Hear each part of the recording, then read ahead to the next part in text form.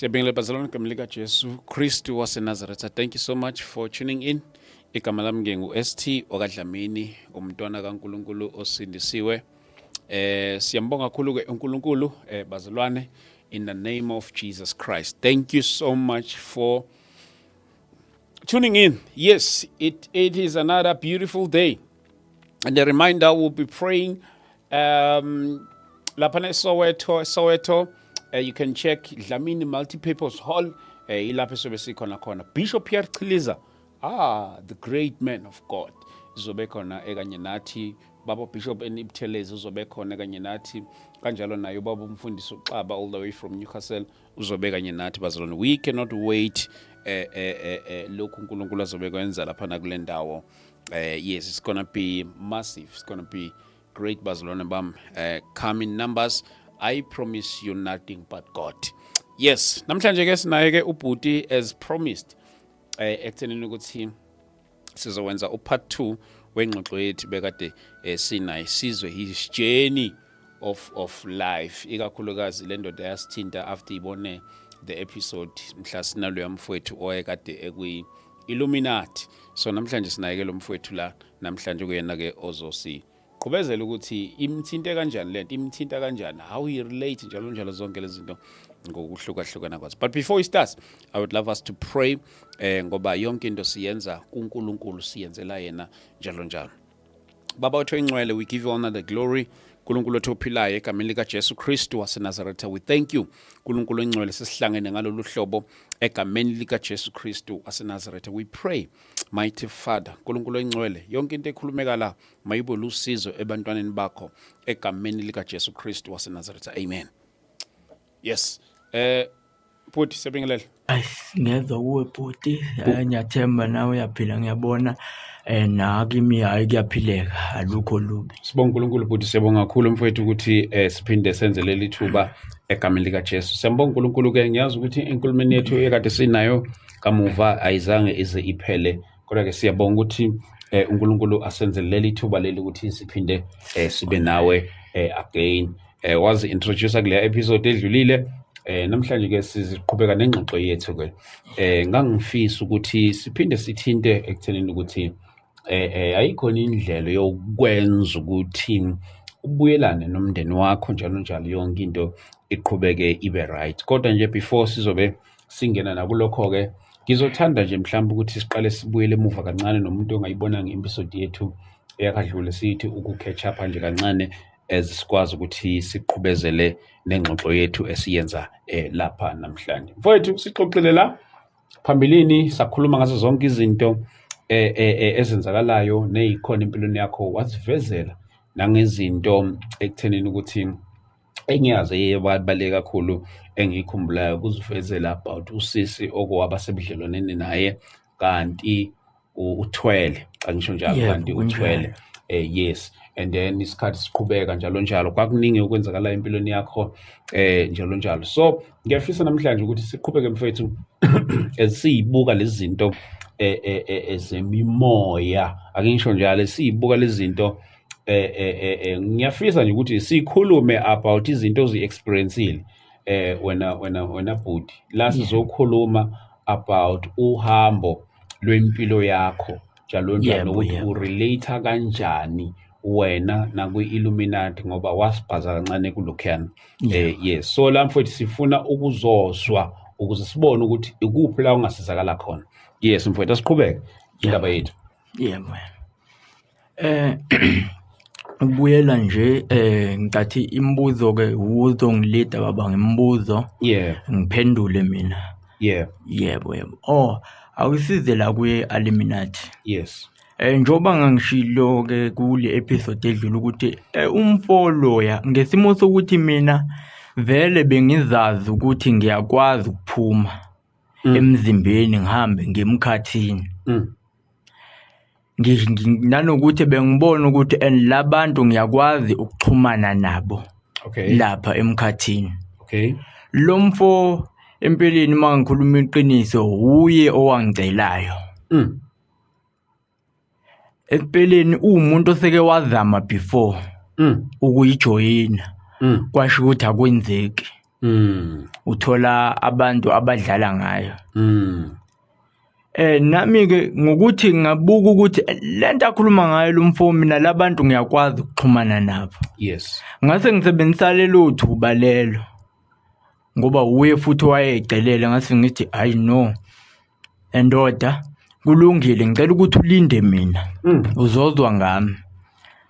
Then ngoba ke nginalento vele eyenzakalayo and manje sengiyakwazi ukuyilawula ngase ngiphume emzimbeni ngase ngihamba ngemkhathini. Okay. Uma ngifika ke emkhathini akhona kamadoda engabonana nawo lapha. Okay. Ayi4 iwona nje engathi nje ngithi uma ngifika ngasemnyango ngoba umuzi walapha umiso kwethuna. Umuzi walapha phakathi inside kunemphongolo kaKhonkolo egcwele igazi. Umphongolo nje yakhiwe nje mkhulu. Okay. And futhi ayigcwali. Inegazi leli gazi angazi ke litholakala ngandlela njani. Kodwa khona kula kunendlela ezimfihla abalithatha ngayo ngoba nami anginalo ulwazi kahle kodwa apha nje ubona kwenzeka ingozi. Okay. Ikhona ingozi ezenzeka true ngenxa yalaba bantu. Ebese bethola igazi angazi ke balithola kanjani lize ligcine kufike kuleya ndawo. Yeah. Ngaze ngiwatshela lamadoda ngathi kunomfo okanje kanje uthi ufuna ukujoyina kanje. Base bethi labantu kumina no buela kuyena sicela iID number yakhe. Okay. iID number yakhe namagama akhe nesibongo sakhe. Yes. Hayi ke ngavuka ngamthinta ndoda kufuneka iID number yakho kufuneka negama lakho kufuneka nenamba yakho. Izona indlela ezilula futhi abakuthola ngazo futhi laba bantu. Okay. Ngoba especially futhi emhlabeni abantu benama ID benayo yonke into yazi ID into enkulu kumuntu la emhlabeni. Nabo ke bakuthola ngayo iID number yakho. Yes. Ukuthi ukephi uyona abakufuna ngayo. Ingakho mawusulapha emkhathini unikwe icode yakhona okuyiyo ukuzothi mabekufuna bakubheke ngayo ukuthi ukuphi nendawo wenzani ngasikhathini. Okay. Ngenza njalo ke ngase ngithi hayi ndoda yanginika ke linsizwa yonke information yayo. Ngase ngithi no hayi khuleka shiyela kumina. Ubenginika into engisuke ngiyidinga ngithi no shiyela kumina. Yes. Mina ngiyazi ukuthi ngizophuma emzimbeni ngihambe ngemkhathini. Uma ngifika emkhathini ngifike ngibanikeze yonke ke info yalomfo lo ngithi hayi nayi information yakhe yona yonke le. Yes. Ebese bethi labantu shiyela kuthina. Ngoba ngamtshela ngathi hayi no bathe awulindeke njengamanje. Ubhuti walinda waze wagcina ukuthi kuyahamba ke uyaqhela eduze kwami uhamba ke umuntu osebuyele emakhaya. Okay. Okushuthi ke waqhubeka ke labantu bamfuna baze bamthola ngendlela bamfuna ngayo bagcine bemthole ngayo. Kangangokuba nami ngathi wasengimbona ke kwemitha ngathi ngithi kushuthi yagcina ilungile into yakhe. Okay. Yebo kwaba kanjalo. Abona ukuthi kushuthi hayi kwagcine kulungile ngoba wagcina eseqhelile naseduze kwami sagcina sesingasaxhumana. Angibange ngisazi ukuthi kwenzakalani. Kodwa yonke information yakhe ngase ngihambisile emkhathini. Yebo. Bese ngalinda wena uyamxhumanisa maqede bese umnikezela khona lapha ama details then yena wasengena kanjalo uyabuya nithi hayi sokulungile usejoinile njalo. Angifuni uqamba mangabhude wahamba asibange saxhumana nje inhlobo. Kwaze kwayikuthi ke nami singimbona kwimedia. Okay. Ngoba like impilo abeyiphila angiyazanga after ngoba waqhela eduze kwami uhamba ewumuntu obuyele emakhaya. Ngathi ngiyezwa kanye insizwa ke esondelene naye yathi no hayi uyasebenza la eTenga ngesikhathi ethanda kusuka kumina. Angibange ngisazi ngoba kwaqhubeka isikhathi ngithathe 4 months kuya 5 months vele ke sesingasanakene ngoba futhi nenamba yakhe bengenayo ngesimo sokuthi vele behlala ndawonye. sibonana sixoxa waze wagcina sehamba ngoba futhi nani ngesikhathi ehamba ubengenayo ifoni umuntu ifoni obengenayo wagcina sehamba ingakho ngingabanga nayo inamba yakhe angibange ngisazi ukuthi after emva kwalokho kwenzakalani. Yeah mfethu asiqhubeke ke nalo udaba lakho. Enye into wangi-highlighter yona indaba yokuthi uyakwazi nanokuphuma emzimbeni and ekuphumeni kwakhe emzimbeni uyawuba umuntu othola ukuthi masephumile ekuphumeni kwakhe uhamba uyindawo ezihlukahlukene njalo njalo. Awusichazele ngalokho ke. Yebo but iyenzeka lento ngiyaphuma nje impela emzimbeni ngihambele indawo eziningi amazwe njengako-Ghana ko-Nigeria njalo cause ngoba ukuhamba ngiphuma nje nanoma inini ngesikhathi engisuke ngifuna ukuphuma ngaso then ngitravel umhlaba ngihambe ngifike ngibona izinto ezizimfihlo ngoba even ngisho phansi kwamanzi ngiyakwazi ukungena phansi kwamanzi phansi kolwandle ngikwazi njengoba ngizazi ukuthi kunjani emkhathini ngikwazi njengoba ngizazi ukuthi kunjani. Ziningi indawo ezizimfihlo ezila emhlabeni engaziyo ukuthi endaweni ethile kwenzakalani engazi ukuthi endaweni ethile kukhonani even ngisho ama-information amaningi ngiyakwazi ukuhamba ngiyifunele mina. So ziningi izinto enginazo ko-Dubai ngiyakwazi ukuhamba angeke ukuthi ngihamba ngenyama umzimba wami usuke ulele umzimba wami ngiphume emzimbeni ngiwubone umzimba ukuthi nanku umzimba wami then ke emva kwalokho ebese ngiyaphuma lento isiyimpilo kumina. Lento isiyimpilo kumina ngoba ngikwazi ukuhamba indawo eziningi ziningi indlela izinto eziningi ngoba kangangokuthi kunensizwa engeke ngibize ngegama yaseMelmot nayo esazi istory sami eyake yangibiza saxhumana nayo ngathi ngagcina sengifika eMelmot ithi ke lensizwa ke kumina khona ke nomlungu ambizayo engathi umlungu wakhe awamxoxela like ngempilo yami. Ngoba lensizwa siyazana nayo kakhulu yayisithi lo mlungu uyilabelungu laba bapopolayo endaweni eziphansi phansi komhlaba yonke lonto uma kuninkinga kanjalo yabo. Mase ke lo mfo athi mfowethu kunendawo la ngasekhaya kwafika abelungu le ndawo iwumgodi kwafika abelungu la mfethu baningi abantu asebengenile kulomgodi uma bengenile abaphumi baningi abelusi even ngisho inkomo ayingeni kulomgodi manje kulomgodi kuba nama sound enzakalayo. Yayisithi lensizwa babiza umlungu wayekhona lo mlungu wafika uthi lo mfo abelungu mfethu bafika labapopola phakathi ukuthi khonana nathi sasilindile ukuthi ngabe bazothi baboneni uthi kodwa akunalokho abelungu bapopola bathatha izinto zabo bahamba baqhwebana bahamba sagcina singazange ukuthi baboneni phakathi.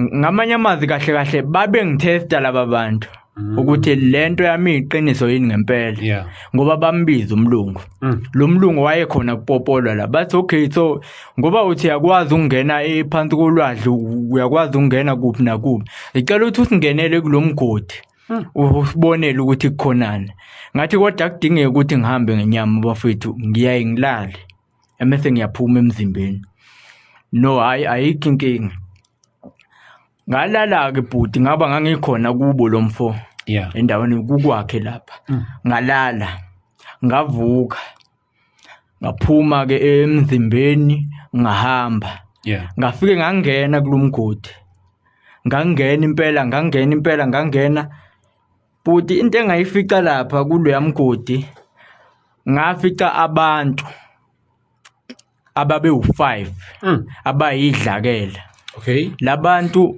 banehlo elilodwa la ebusweni enye indlebe balala phezukwayo enye indlebe bambatha ngayo ngafike ngabo la phakathi kunamathamba abantu kushuthi ngaze ngithi okay kushuthi labantu laba ilabantu abangena la bengaphumi ngoba la futhi bananey'nkuni futhi labantu khona laphakathi, angazi ley'nkuni ukuthi y'fika kanjani lapha, and labantu bakhulu bafishane bayidlakela. Then-ke emva kwalokho-ke hhayi ngase ngiphuma-ke ngahamba-ke ngabuyela-ke emzimbeni wami. Then-ke mase ngibuyela emzimbeni ngaphaphama ngoba kwakusebusuku. Uma ngibheka isikhathi okay 11 hhayi ngase ngilala kubuthongo. Uma ngivuka ekuseni yayisithi lo ndoda I know asifonele lo mlungu lo mfowethu usebenzela yena-ke lo mlungu. Wafika-ke umlungu ngathi no mfethu ngihambile-ke. Ngihambile ngayongena lapha. Ngafika ngabatshela lento engiyibonile. Umlungu wathwala izandla ekhanda wathi ya true uqinisile nathi ngesikhathi sipopola lapha sabona yona lento ayibonile. Okuyimanje nje mbhuti ethi lo mlungu ngiyakhuluma noma ke phela ngumuntu ongafundile ongasazi isingisi kahle. Kodwa nje indlela angikhonze ngayo lo yamlungu lo ngoba useze wangithatha even ngoba unakho ukuxhumana nami athinte yona lensizwa le. Uthi hayi no lo mfana lo ngiyamdinga akeze ngala because no ngase ngibona ukuthi no lo mlungu usefuna ukungisebenzisa manje ukuthola ama-information amaningi la emhlabeni ngathi hayi no bafethu ngeke ngikwazi. Ngeke ngikwazi ngoba cause ngiyabona manje ukuthi yela lapho kodwa khona sinakho ukuxhumana naye ngoba cause ngiyabona ukuthi futhi usefuna ukusebenzisa mina ukuzuza bathola amanye ama-information amaningi ukuthi lapha khonani ngoba kuyaziwa ukuthi la emhlabeni kuney'ndawo ezizimfihlo ekwaziwayo ukuthi abantu mabengene khona baphuma abanye beze begcine sebefuna ukwazi ukuthi khonani lapha phakathi. Ngiyayibona lonto. Yebo bhuti kunjalo. So wena ekuphumeni kwakho emzimbeni mawusuhamba ungena ngaphansi kolwandle njalo zonke lezi zinto lezi uphuma ungumuntu osukuvele wazi ukuthi uyakuphi noma mhlambe nje kuyokuba ukuthi uyithola usuku leyo ndawo. Uqala bhuti iqala ukwenzeka bengiyibona ukuthi ngiyithola sengikuleyo ndawo kodwa now ukuhamba kwesikhathi ngiyakwazi ukuyilawula ngitshele emqondo ukuthi no ngifuna ukuphuma ngendaweni ethile njengamanje. Then-ke kwenzeke lokho ngihambe ngifike lapho.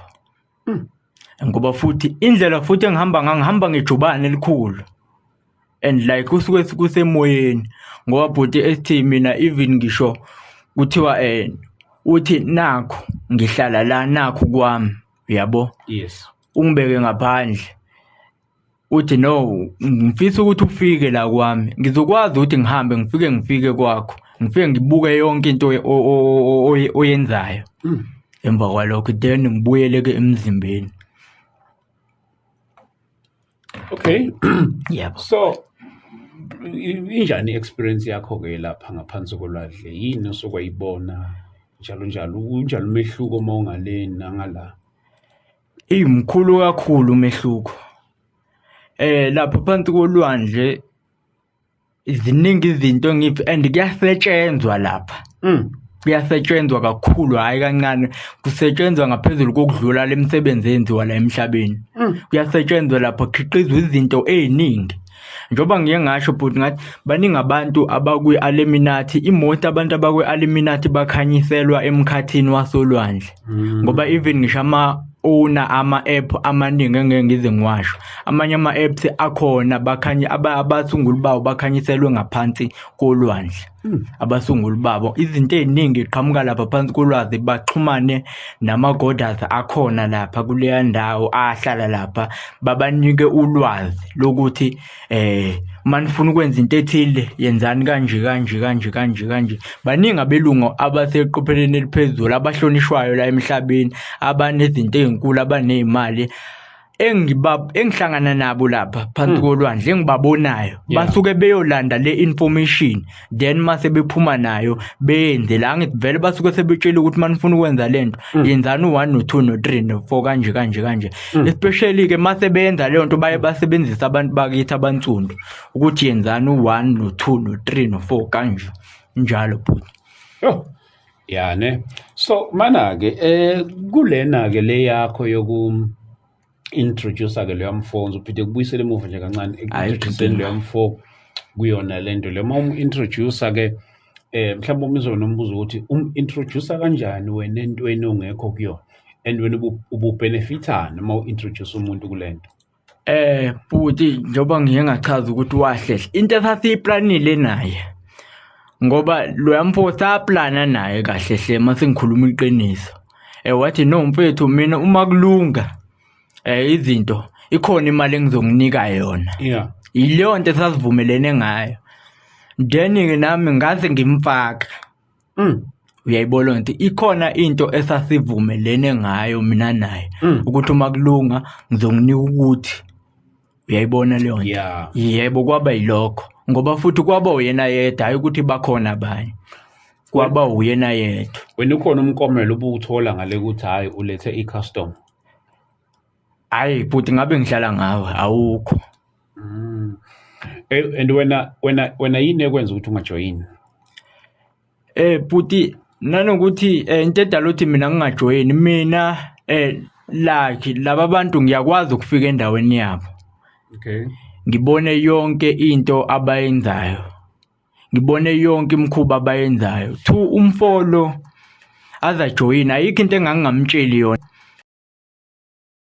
ubriski ubungozi nayo yonke into enze ngangimtshela kuphela athi akanandaba vele egcineni kusizana ngoba vele egcineni uzofa uyayibona lonto ayikho into engangimfihlela yona ngangimtshela yonke into wathi noma ngathiwani ngathi mina lapha abanye bakalelwa iminyaka mfowethu abanye bakalelwa 5 years bengimtshela uyakwazi lokho na even ngathi uyaxhunywa uyabuyisa manje uyazi bengimtshela ngithi mfowethu imost abantu abakwe-Illuminati abanakho ukuthula enhlizweni zabo ngababona behamba ngayo yonke into benemali berich ukuthula banakho bayabalisa wena ungayitshela ukuthi hawu nabo baba kuyona nje bajabule bahappy nakho laphana bhuti uma kuleyanto uyaluntunjwa yabona ungababona bejabule behleka kumnandi injabulo yabo iba semini uma qala khwalala liyabuya usizi lokuthi kunezinto ezinzima ababhekana nazo ebusuku ezenzakalayo ezizimfihlo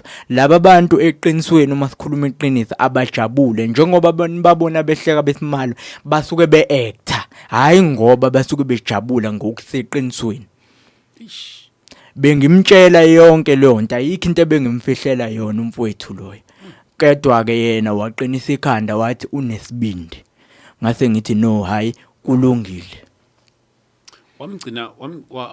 wamgcina nini yena nagcinana nini sagcinana naye umzukwane ehamba emahlabathini sagcinana lapho vele wahamba futhi umuntu ongenayo ifoni ingakho singakwazanga ukuphinde sixhumane sihlangane nanokuthi futhi la engangihleli khona ngathi ngahlala u3 months nami ngase ngisuka yebo ngingazi ke noma mhlambe wake wazama ukubuya ezongifuna wangangifica angazi kuleya episode yethu yokuqala ukwathi enye into lapha wathi kukhona abanye abantu othola ukuthi ba right financial banayo yonke into kodwa omunye wawuzwa veza omunye wawuthi khona omaziyo kodwa umuntu ongakudla ukudla hlobo baningi bhuti engibaziyo engixhumana abanye sixhumana ngaloku kuhamba engihambayo njoba ngiphuma emzimbeni bhuti ngike ngasho ngathi ya ukhona ongakudle ukudla engimaziyo ufake imagic ring ebomvu lwabhuti owase Nigeria unemali urich kodwa ke angazi ukuthi yini anayo empilweni like amabhizinisi kanjalo kodwa but uyisigwili ugwelekile uyiNigerian uhlala emhlanga akakudla ukudla lwamfo and futhi uphila lempilo le ecishifane neyami ngoba naye uyaphuma emzimbeni ahambe kunendawo ezimfihla abafikela kuyona bafike bahubha abantu angazi lento yenzeka kanjani bahubha abantu mabe bahubha bayabadla hayibo babadle labantu then mase bedlile umuntu mase ebuyela emzimbeni wakhe baphila leyo mpilo akakudla ukudla lwabhudi ngeke uzumthole e-restaurant kuphela ungamthole Ocean Mall ngoba nakho eyothenga izinto ezibiza izobukhazikhazi thu lwabhudi uyanyamalala futhi uyakwazi ukunyamalala ngokomzimba abe kwenye indawo lento mayenzeka izimfihlo angeke uzuyibo yenzeka uma yedwa ngoba kangawukuthi uyanyamalala aye kwenye indawo, anyamalala aye kwenye indawo afike enze imgilingwane ngokuthi noma ngabe kuthiwa kunengozi ezokwenzeka uyakwazi ukuthi ahamba athi ingozi mayiseyibona ngoba vele kunezinto ezimlawulayo then mase yanyamalala asuke imoto isale ihambe yodwa mase ya destroyer yenze ingozi. 2 futhi ukhona omunye naye futhi wangaphandle ohlala eRichards Bay ongakudla ukudla odla indle njalo ngo6:30 udla amakaka. yebo Awanezilwane awakhe self udla wakhe bhuti akugcini futhi lapho kune rituals futhi ahamba yena uyakuthola ukuthi akazi ukwadla ke yena yourself kudingeka ukuthi athole umuntu wesifazane ozowadla then mase emnika imali and especially nako Dubai yenziwa lo mkhuba kakhulu eDubai yenziwa lo mkhuba kakhulu nakhona ko United ukhona lo mkhuba nakhona la kulila ke eSouth Africa sengibonile ngoba sengihambile indawo baningi abantu asebengene kulomkhuba lo and njengoba bengenile hayi ukuthi bathanda ureverse kuphela usekho. Ngiyakhumbula waseDubai bekade wenziwe nje kakhulukazi ukwade ukuduma I think mhlawumbe eminyakeni emibili emithathu edlule bubizwa ngePort something like that. So ngiyakhumbula yaseDubai iqiniso kube kuyimali ezinkulu mawenzile impela hayi waqeda uthola dollars and dollars. Yebo bhuti kunjalo. So lento ibu ritual. Yebo isike kuyama rituals akhona athi yebo. Angazi ukuthi ugcine episode ngestory sika sengithi izolo kule episode yethu ngestory sika sis lo buthandana naye kanti uthwele. Angazi noma ubusiqedile na. Yeah bese ngisiqedile ngoba ngawukuthi ngathi uma ngifika endlini engekho endlini yakhe ngena kwelinye lamakamero elalinesicabha esimnyama lesikamero lavela hluka lodwa icabha zakhona zimhlophe silona lodwa laba nesicabha esimnyama ngathi uma ngivula ngafica amakhandlela abomvu wodwa namanyaka emhlophe ngali kunamakhandlela abomvu ngibona like ngiyabona akwamakhanda abantu kodwa sekuwamathambo emaningi kukhanyisiwe la ngabona ukuthi into yafika okokuqala ngathi mangawo ukuthi kohambe mhlambe vele usehlosile ukuthi vele kunekhanda elidingakalayo makuthathwa leli lami ngizokwenza njani ngavele ngaphuma sometime ngaphuma ngeqa ke igate lakhona likhulu kodwa ngakwazi ukweqa ngaphuma indaba yaqala mase kufaka ngiphume kuleli gate elikhulu lapha kuma estate. Oh yes, I remember mentioning that. Lapho kwaba inkinga khona ngawancaya ngalamadoda kunzima and bona laba sebengisola ezumuntu ongathi ubezoganga la ngaphakathi. Oh yeah. Kwaze kwasiza ukuthi iqhamuka ubhuti ongibonile ngena. Wathi no, ngimbonile lo bhuti lo hleli ngaphambili ehamba nomunye usise ngena la. Ngamchazela ngase ngibachazela ukuthi wenzakalini. Bakwazi ke ngenhlanhla ukuthi bangidedele ngaphuma ngahamba. Ngasinda kanjalo bangidedela. So leyo nto leyo do you think yakushiya nani wena lento yokuthi uthandana nalosisi since benimkwazi ukuthi nibuye nilale njalo yonke lento leyo?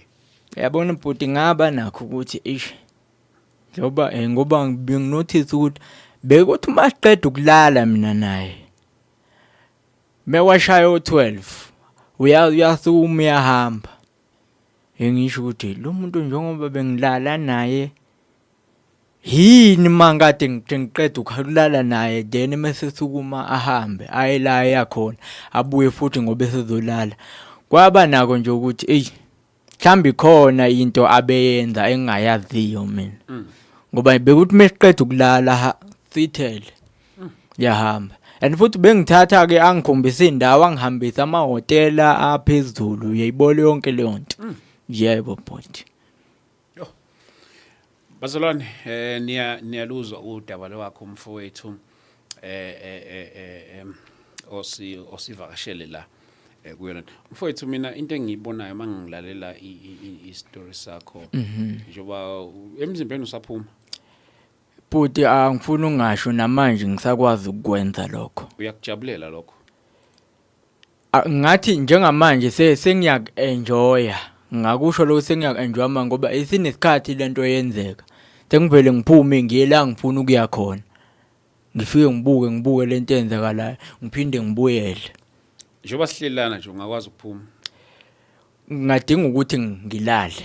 Kumele ulale ubuthongo. Kumele ngilale ubuthongo then ebese ngiyaphuma emzimbeni. Oh. Yebo. So mina bhuti wami I think udinga usizo. I think uyalidinga usizo wena bhuti.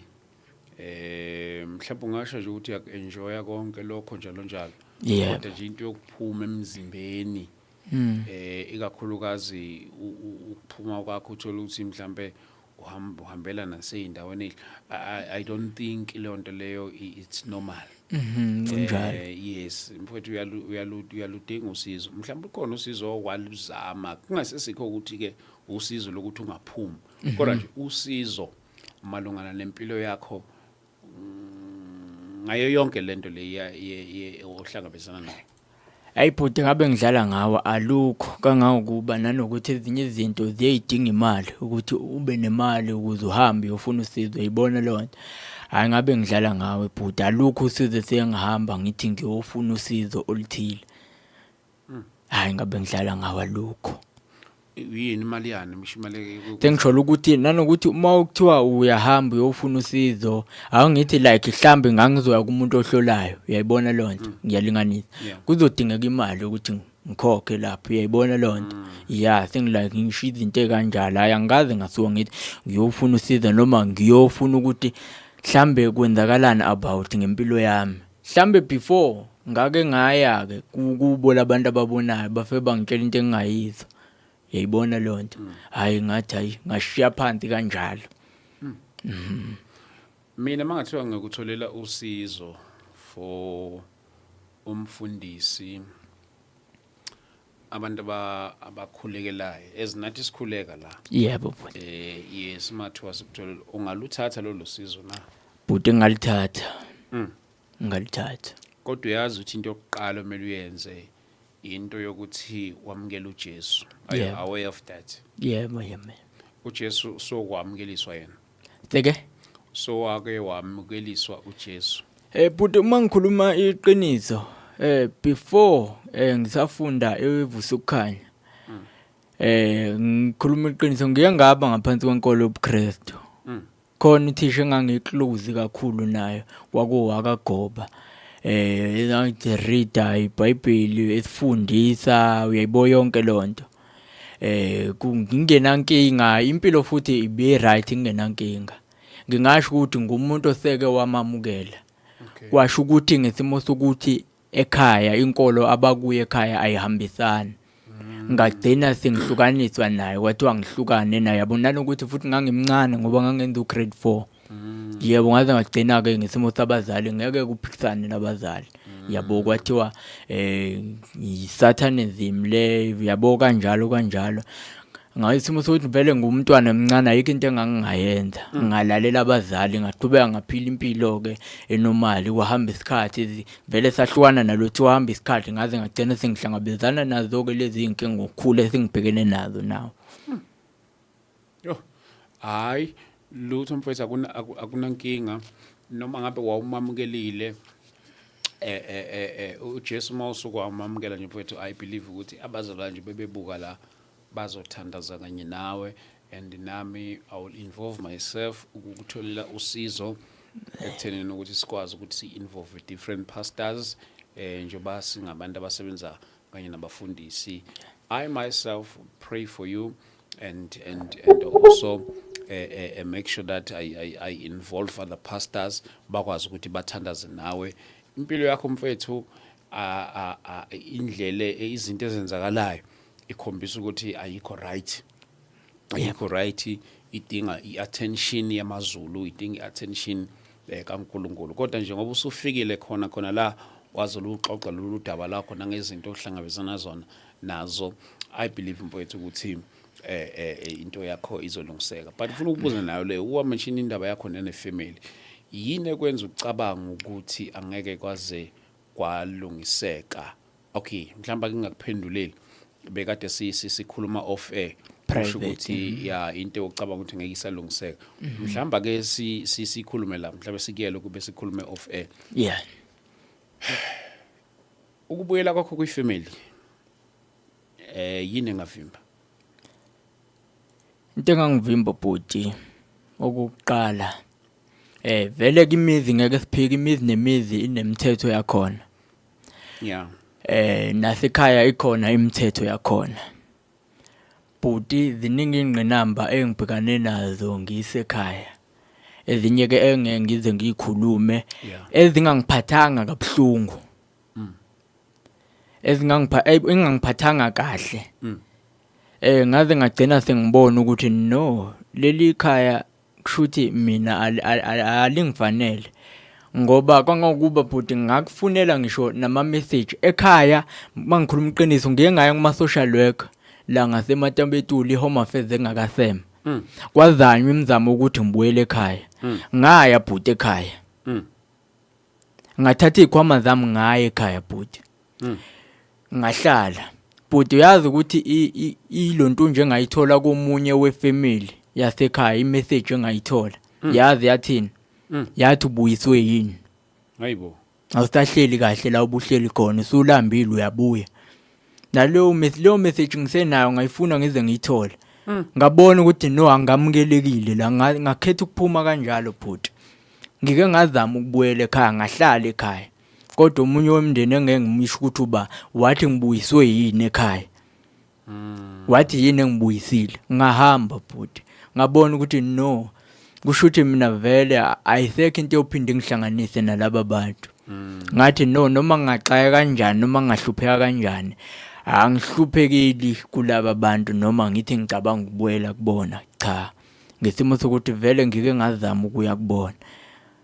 Ngathola inkulumo ezithi yini engibuyisile. So njengamanje uphila nobani, uphila kanjani njalo zonke izinto? Bhuti mina la ngihlala khona ngihlalela ngedwa nje. Ngihlalela ngedwa ke ngibe nabo abantu abawomakhelwane engizwanayo nabo. Kodwa nje ngiphilela impilo yami ngedwa. Ngoba kangangokuthi njoba ngisho ukuthi ngize ngithi uma ngibhorekile ngivele ngikhethe ukuthi ngihambe ngoyilalela, ngiphume emzimbeni ngihambe umhlaba ngigwaduze umhlaba wonke. Ngibuka izinto ezenzakala emhlabeni nezizimfihlo. Ngihambe phansi kolwandle yonke impilo sengiphila leyo, ngihambe ngibuye. Iziphi lezi imfihlo ezibonayo? Sengisho zona lezi zinto zawo maculture, izinto ezenzakala imfihlakalweni, izinto ezenzakala emkhathini, nezinto ezenziwa ama-wizard. Izinto ezizimfihlo bhuti ethi abona nje indawo engaya kuyona khona lapha eGhana.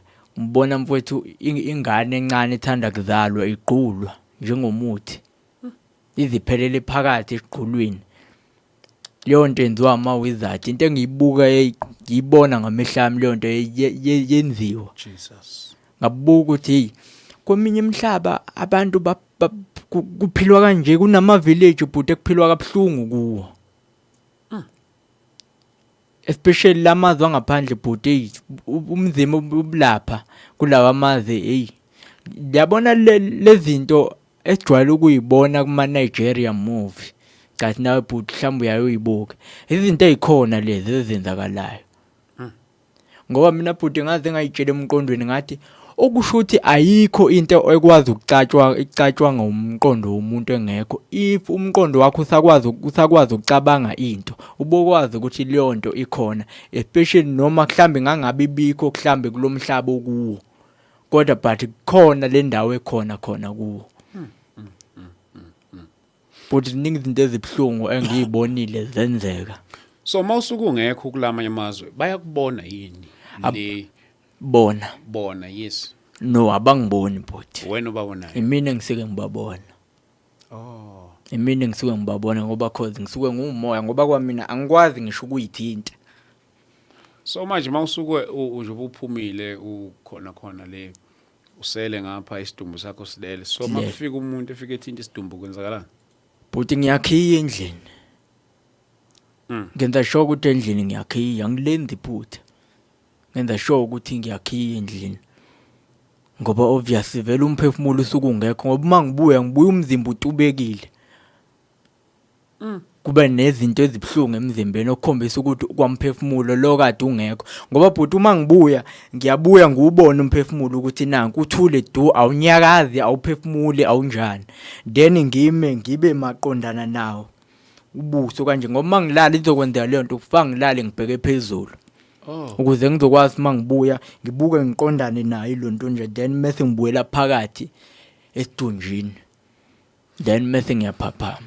So umuntu osuke engafica isidumbu sakho ungekho leseyokuyanga then ngiyangena Angangifica ngifile bhuti. so ufana nje umuntu ofile Ngifana nomuntu osuke efile ngoba nami ngiyangibona angiphefumula nginjani. Ngisuke ngithule du. ugcine ukuphuma Kulabo lisonto elidlule. bukade Kuba lonke lelisonto angaze ngiphuphe. Kuleli sonto elidlule bhuti ngike ngaphuma ngahamba ngiyakhumbula indawo engiyengike ngaya kuyona la ngako Tanzania. ETanzania ke ngike ngaya. Ngabuka impilo eziphilwa ama Grandmaster khona. Uyabo izinto eziningi engiyibonile khona ngahambela ngoba indawo yokugcina ke ngigcinele ukuhamba kuyo la eMpumalanga eHazyview kunendawo ethi iHazyview eMpumalanga. okay La eSouth Africa ukhona bhuti umuntu oyiGrandmaster oyiwizard ngamanye amazwi uyedwa vo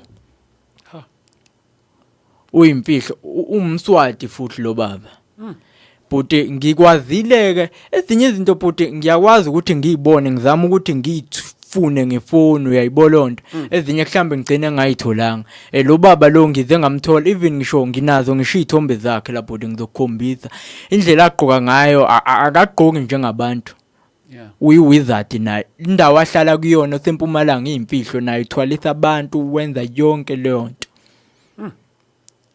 naye uyingathi uyingxenye lama wizard athi akwazi ukuchallenge uNkulunkulu ngoba bhuti lapha emzini wayo le wizard bhuti kunesihlahla esikhuluma njengomuntu hayibo ngaphansi sikhiqiza uju Jesus bhuti ngizokutshela into ongeke uzuyibelieve leya wizard bhuti iyakwazi ukuvusa umuntu ofile especially umuntu umeshone ngeSunday noma ngomsombuluko phakathi kwalezo nsuku umeshone ngalezo nsuku umuntu umeshone mhlambe Sunday noma ngomsombuluko iyakwazi ukuthi imvuze ngisho izinto engifike ngiyibone lapha why kulezi insuku lezi bhuti nama ngazi ke ngabe ngidlala ngawo ngazi kodwa nje ngiye ngibone ukuthi okay umuntu mevuke ngoba ngiye ngifike khona ngibuke i-communicator ikhuluma nabantu ukuthi no hayi umeshone kuyisonto lo muntu usangavuka noma umeshone kumsombuluko usangavuka kodwa but umeshone kuholunye usuku ayinawo amandla okumvusa leya wizard bhuti uma kufika abantu bezothwala kufika abantu abawu3 ngosuku abeqe kuleyo lonto ngikhuluma ngomuntu okhona kulelizwe yebo bhuti kunjalo uthi la umuntu oyedwa okhona la eSouth Africa yebo uyedwa vo so lo muntu lo uperforma nama rituals yebo nayo uyakwenza konke mapha ama rituals awenzayo bhuti izinto eziningi ngoba ngitholile ukuthi uyaxhumana nawo lama wizard ali ko Tanzania Ghana kuphi nakuphi kangangokuba ezinye zezinto ezenziwa ama Grandmaster ali nayo uyakwazi ukuzenza uyakwazi ukuzenza andike yona ke leya wizard irich ke yona wizard engisayibonile ngoba inanemize endaweni ezinguma estate kuma suburbs la ndawo ekuyona la okuyisigodlo sayo khona indawo enkulu eyihlathi kangangokuba mawuya kuyena awufiki ngalolu suku osukuya ngawo udlulele endaweni eziningi ngoba mawuya khona uphatha imali elingana nenani leminyaka yakho ushuma una 25 uphatha imali uhlweze u25 udlule endaweni ngathini kuneziteshi odlula kuzona mawuya khona udlule uphosa imali wenziwe khona ulale lapho kuleyo ndawo kusasa udlilela kwenye indawo kusasa until uzufike kuyena yebo bhuti kunjalo ne mfowethu uNkulunkulu uzokusiza manje siyamkholwa kakhulu uNkulunkulu ayikho into engaphezulu kwakhe there is nothing above God there is nothing even beyond his word uNkulunkulu ke mfowethu ngibabonile ke nabantu engibazi uNkulunkulu abasebenzisa ezimeni ezifana nalezi bekhululeka abantu bekhululeka kakhulu so uNkulunkulu siyamkholwa mfethu ukuthi uzokusiza awufikanga ngephutha khona la okwathinta nale ndaba ukuthi kwagibela ibhasi walifica lenabantu abangakhulumi Yebo konje leyo bhuti. ndaba uyiqedile yona Yebo ngikhulume ngayiqedla kodwa bengisangayiphinda uma ungagculisekile. hayi ngoba uyikhulumile yona ikhona ku-part 1 ayinankinga sengaba ukuthi nje makunombuzo kuphela ngaleyo ndaba mhlawumbe njengoba ufika njengamanje Yebo. lelo bhasi uthi wehla laqhubeka lona Laqhubeka lahamba. unayo ulwazi ukuthi lalibhekephi Bhuti laphinde emumva la saqhamuka ngakhona.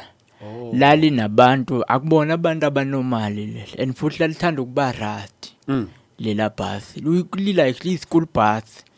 Labantu phakathi yabo bayawa nje malijika yabo bayawa bedle ngapha uhlangothini kanje yabo baneminwe ewu3 labantu. Abagqokile emzimbeni futhi abanama private part babantu nje abanomali ba green ngokombala esikhumba sabo sihlaza banamehla amakhulu. So ngitshele kwenzakalani like umuntu osuke enendlela yokuphila njengoba niphila nje kuyenzeka abe nomuntu onobudlelwane aphila naye let's say yena akekho challenge the way oba challenged ngakhona and then uhlangane nentombi niphilisane nayo akwenzeki ukuthi nayo igcina isala nalama spirit lawo nawo But into eyenzakalayo leyo kakhulu ngoba mawusuke ulele nomuntu onamoya ethile ngathi okuyimoya yobumnyama noma umuntu umenespirit ethile once walala nayo lo muntu khumbula isex body umoya ihlangana ngikhathi ulala nakuhlangana umoya wakho nomoya wakhe ama spirit akhe ayasalela kuwe yebo bhuti kunjalo kuliqiniso nje lelo so yabona ukuthi udinga usizo mfowethu yebo no ledinga kakhulu bazalwane bami ngicela ukuphosa le challenge kunina nonke lapho emakhaya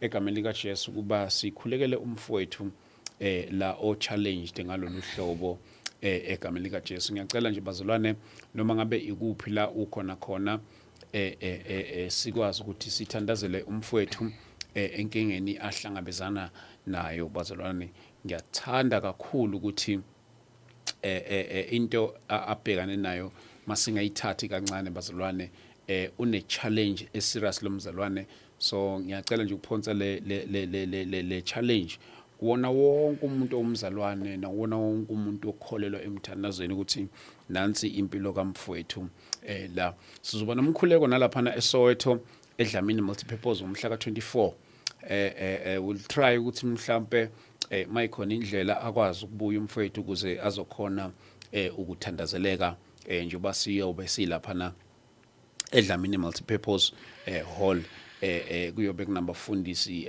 very gifted anointed man of God azobe sinawo khona laphana engimmonile uNkulunkulu ewasebenzisa eyintweni ezifana nanjengalezi but before we pray mfowethu angazi noma mhlambe kukhona ini officer nawe ukukusho nokugcizelela before sidlulele emthandazweni bese sivala ishow yethu yebo bhuti engakusho ukuthi ngabantu kuhlasimbe manga ukuthi ngiyazi ukuthi angingedwa angikusho lokhu bhuti angedwa umuntu obhekene nalenkinga yokuphuma emzimbeni kanje ikhona futhi nenintokazi engiyaziyo esemlazi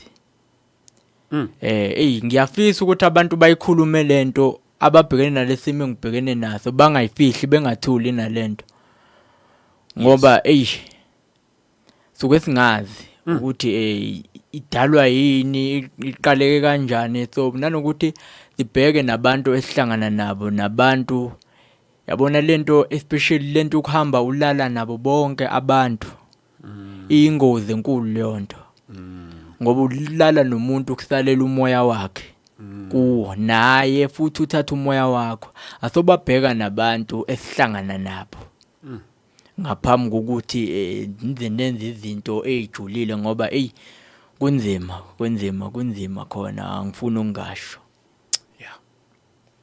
Okay. Bazalwane bami lamakhaya, siyambonga kakhulu uNkulunkulu kakhulu egameni lika Jesu Kristu waseNazaretha. Ngiyacela nje all the intercessors akhona abukelile la namhlanje, if possible bazalwane bami kule minutes le please do join us kule prayer, praying for our brother, praying for his family, njalo njalo nabo bonke abantu abaxhumene naye. uNkulunkulu akwazi ukuthi asize naye ubhuti esinaye la namhlanje egameni lika Jesu Kristu. Ngiyacela kuwona wonke ama-intercessors asibukelayo ey'ndaweni zonke ey'hlukahlukene, can we join in prayer bazalwane bami as we are praying for our brother here, very very very challenged, okwenzeka izinto ezi-stranged egameni lika Jesu Kristu waseNazaretha. Siyabonga kakhulu my brother, sizoyivala kahle mase siqede ukuthandaza kulama minishana nje la amancane. Ngingathanda ukuthi ngimeme bonke abazalwane nje bangilokhu ngisho nje bonke abazalwane ukuthi can we pray together, praying for our brother egameni lika Jesu. Baba wethu ingcwele egameni lika Jesu Kristu waseNazaretha, we thank you Lord uNkulunkulu wethu ingcwele ngegama lika Jesu Kristu waseNazaretha. Heavenly Father, uNkulunkulu wethu ophilayo ngegama lika Jesu Kristu waseNazaretha, we pray uNkulunkulu wethu ingcwele, we join our hands together for our brother in the name of Jesus Christ. Mighty God, we thank you Lord uNkulunkulu wethu namandla onke egameni lika Jesu Kristu waseNazaretha. Sikuthembile Baba, sikubonile usebenza ngamandla ezimpilweni zabantwana bakho nasezimpilweni zethu uqobo. uNkulunkulu wethu ingcwele, usikhulula kuwo wonke amakhamandelo obumnyama egameni lika Jesu Kristu waseNazaretha. Baba, sibiza leli igama lika Jesu, sithembe lona uNkulunkulu namandla, namazulu uqobo athembe lona. Baba wethu namandla onke egameni lika Jesu Kristu elithi izwi lakho wathi sewumphakamisile uJesu, wasumnikeza igama eliphezulu kwamagama onke, wathi amadolo wabo bonke abasemhlabeni emazulwini nangaphansi komhlaba uNkulunkulu oyingcwele ayoguqa livume nazo zonke izilimi zonke ziyokuvuma uNkulunkulu wethu oyingcwele egameni lika Jesu Kristu waseNazaretha. Yonke imibuso uNkulunkulu wethu oyingcwele, awukho umbuso ongaphezulu kwalombuso uNkulunkulu onamandla egameni lika Jesu Kristu waseNazaretha. Baba, siyathandaza uNkulunkulu wethu oyingcwele, the life of our brother in the name of Jesus Christ. Baba wethu oyingcwele, simemezela inkululeko uNkulunkulu onamandla, simemezela inkululeko phezu kwempilo yakhe egameni lika Jesu Kristu waseNazaretha. Baba wethu oyingcwele uNkulunkulu, we are proclaiming, oh God, deliverance upon his life in the name of Jesus. Baba wethu oyingcwele, siyamthandazela ngegama lika Jesu Kristu waseNazaretha. Moya weqiniso, moya wamandla, Baba wethu olungileyo ngegama lika Jesu uKristu waseNazaretha. uNkulunkulu wethu oyingcwele, mkhumbule Baba wethu onamandla ngegama lika Jesu Kristu waseNazaretha. Baba wethu oyingcwele, in the name of Jesus Christ, we are silencing, oh God, each and every spirit of God that is tormenting him in the name of Jesus. Oh Lord God, each and every spirit of God that is pulling him down, oh God, we neutralize it in the name of Jesus. Ngegama lika Jesu Kristu waseNazaretha. Baba wethu oyingcwele, siyathandaza moya weqiniso in the name of Jesus Christ. Lord God, uNkulunkulu onamandla, we paralyze, Almighty God, uNkulunkulu wethu oyingcwele, nakho konke okuphazamisa impilo yakhe uNkulunkulu wethu oyingcwele egameni lika Jesu, nakho konke okumisa impilo yakhe Baba wethu oyingcwele, muvikele, mkhusele, umfihle egameni lika Jesu Kristu waseNazaretha. Baba wethu oyingcwele, siyathandaza uNkulunkulu wethu onamandla onke, in the name of Jesus, in the name of Jesus, in the name of Jesus, in the name of Jesus, ngegama lika Jesu, kalibitso la murena Jesu, ngegama lika Jesu, egameni lika Jesu, in the name of Jesus, igama lika Jesu, sibiza igama elinamandla namandla sikwethembile uNkulunkulu, akekho omunye onjengawe, akekho omunye ofana nawe. Baba wethu oyingcwele, uNkulunkulu wethu onamandla onke, sikubonile ubakhulula abantwana bakho, ubalanda kupha emkhathini ehlukahlukene. uNkulunkulu oyingcwele, egameni likaJesu Kristu, oh moya ingcwele, deep in the kingdom of darkness, ubalanda ngesandla sakhe esinamandla, egameni likaJesu Kristu waseNazaretha. We are presenting, oh God, the life of our brother, oh, who is challenged, Almighty God, in the name of Jesus. Baba wethu ingcwele, in the name of Jesus. Holy Spirit, we pray, my God, egameni likaJesu and the blood of Jesus. uNkulunkulu ingcwele, ngegama likaJesu ngimcwilisa egazini likaJesu, ngegama likaJesu ngiyamcwilisa kwigazi likaJesu. Igazi linamandla onke, egameni likaJesu Kristu waseNazaretha. Baba wethu ingcwele, wonke umzimba wakhe siwucwilisa egazini likaJesu lona linamandla. Almighty God, simemezela ukuphila, simemezela inkululeko, simemezela ideliverance in the name of Jesus, in the name of Jesus, the name of Jesus, the name of Jesus, the name of Jesus. Moya ingcwele, we thank you uNkulunkulu wethu onamandla onke, egameni likaJesu Kristu waseNazaretha. I pray, my Father, for the life of my brother in the name of Jesus Christ.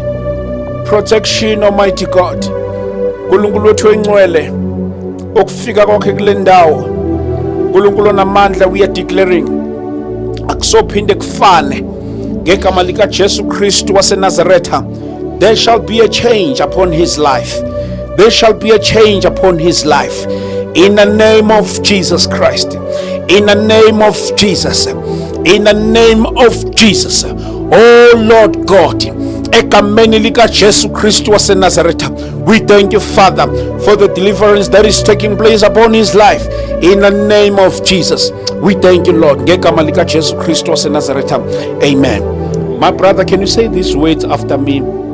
Egameni likaJesu Kristu waseNazaretha, as we are praying, egameni likaJesu Kristu, just nje sisho lamazwi, uNkulunkulu mfowethu uzokwenzela umusa, egameni likaJesu Kristu waseNazaretha. uNkulunkulu uzokusiza kakhulu, kakhulu mfowethu. uNkulunkulu uzokwenzela umusa omangalisayo, nawe uzomangala egameni likaJesu Kristu waseNazaretha. I just want to read this verse nje, wena bhuti, egameni likaJesu Kristu waseNazaretha, uNkulunkulu uzokusiza, uzokwenzela izimangaliso, nawe uzomangala. uNkulunkulu uzoyisiza impilo yakho egameni likaJesu Kristu waseNazaretha. Mfowethu, uNkulunkulu uthembekile, uNkulunkulu uthembekile, uNkulunkulu unamandla, uNkulunkulu usilande. Nathi sibuya kuma families beperform ama-rituals, sibuya kuma-families kwenziwa khona ama-rituals, kodwa uNkulunkulu siyamethemba mfowethu egameni likaJesu. uNkulunkulu uzokusiza kakhulu. Ngifuna nje ukufunda leli verse egameni likaJesu Kristu, because yonke into siyenza ezwini likaNkulunkulu, siyenza ezwini likaNkulunkulu egameni likaJesu Kristu waseNazaretha. I want us to read this verse, bazalwane bami, egameni likaJesu. And can you please help us, bazalwane bami, lapho ke if you can type Jesus, Jesus, Jesus on comment section, type the name of Jesus, bazalwane bami. Nebona izinto ezenzakala la ngaphandle. There is so much of deep things that are happening, bazalwane. There is so much of deep stuff that are happening out there egameni likaJesu Kristu. Makukhona bazalwane abathandazayo, izinto ezifana nakanje, ezinye zazo sigcina ngokuzizwa ngendaba. Bazalwane, the moment we stop praying, izinto ezikanje sizoyizibona zisondela. uNkulunkulu uthembekile. If there is man to pray, there is God to answer. If there is man to pray, there is God to answer. There is God in heaven. We have uNkulunkulu esithembele kuye bazalwane bami egameni lika Jesu Kristu waseNazaretha. In the name of Jesus Christ. I'm trying to read this verse bazalwane bami egameni lika Jesu Kristu. Ngifuna ukufundela ubhuti nanti verse egameni lika Jesu Kristu waseNazaretha. Oh moya ingcwele, we thank you Lord. We thank you Jesus. We thank you Holy Spirit.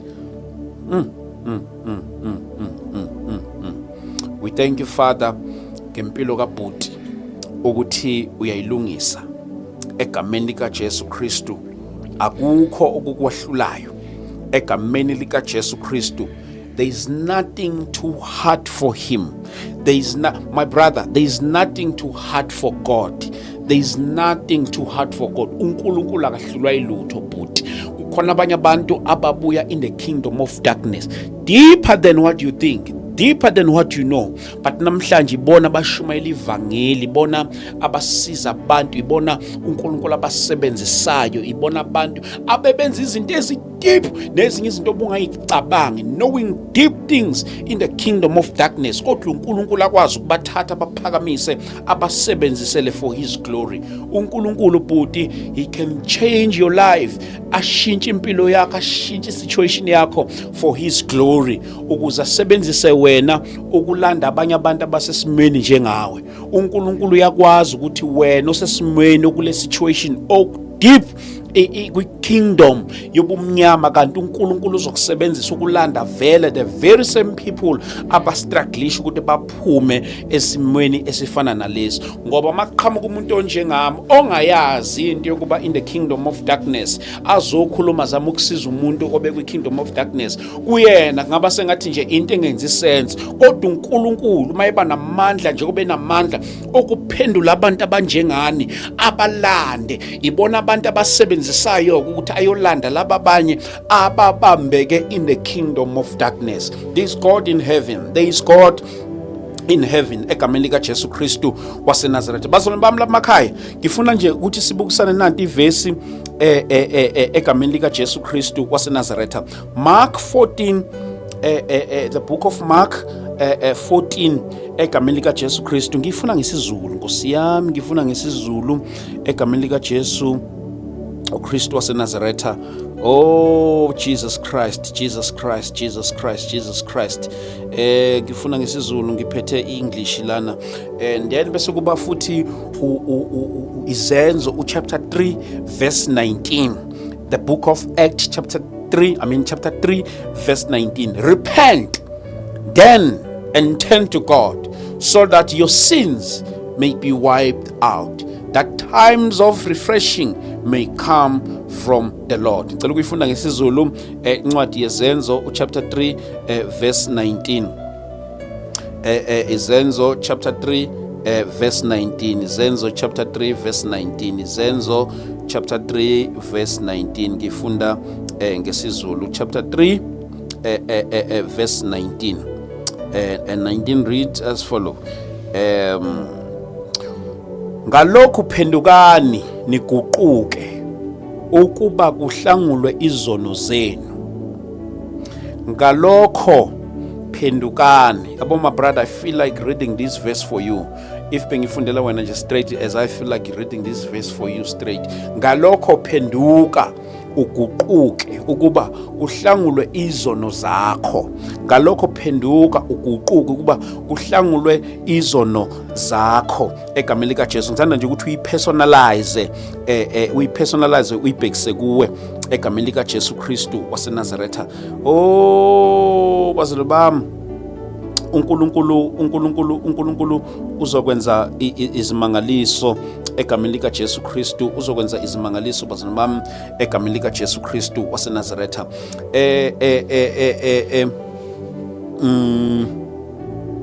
No. Chapter 3 lo bengimfuna. Yes. Ngalokho phenduka kuhlangulwe izono zakho my brother. uNkulunkulu mawuphenduka uphendukela kuyena. Uthembekile mfowethu.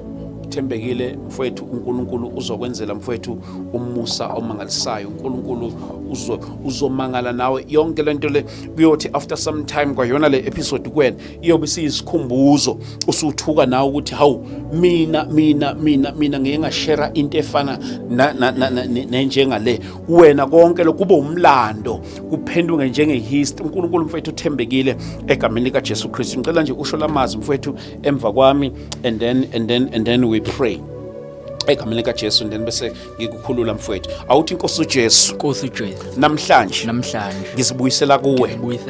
Ngiyacela ungikhulule ungihlanze ngegazi lakho.